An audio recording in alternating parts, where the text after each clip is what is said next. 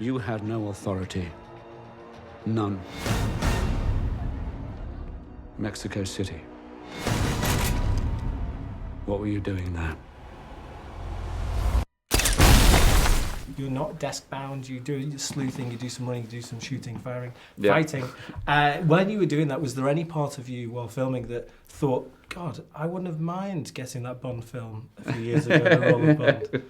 I think now, with a bit of perspective and a bit of age, I don't see... I would be more happier playing different kind of... You know, I like the slightly broken-backed spies of the Graham Greene, John le Carré world who, you know, they've got a drink problem or they've got a neuroses or they're out of a job and they've, you know, Smiley coming back and sleuthing the villain in Tinker Tailor. And Yeah. that's sort of where I probably would, in terms of a central role of a spy, I would feel the action and the sort of there's a sort of physical Those guys don't get the chicks, do they? There's one of the they major don't get differences. the chicks. No, they don't. And in light of the new information I've given him, he's decided to close down the 00 program with immediate effect. You don't know what you're doing. It's not personal. It's the future. And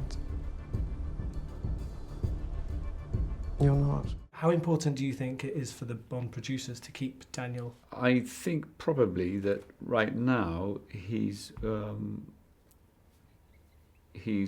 hot ticket as Bond, and therefore his exit probably would throw a massive question mark back at the franchise as to who could match him, who could replace him, who could be the right person to succeed him. That's quite a challenge. Yeah, and one of the names touted was Idris Elba. If you were to be told you were starring with another Bond in the next instalment, would Idris be an actor that you think would work in the role? I think he's a brilliant actor, yeah. I can see him in the role, absolutely. So you've been in the Harry Potter series, you're now in the Bond series. Do you get more fan interaction for one of those? I guess a bit, mostly for Voldemort. Do you ever see terrified children going I'm always surprised they recognise me because I don't look like Voldemort. Life, I hope. The beard helps as well. I hope, It's a and lovely maybe beard, by the way.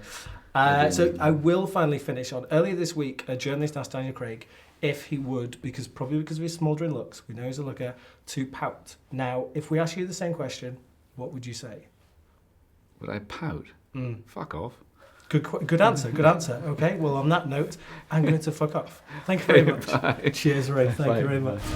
It was me, James. The author of all your pain.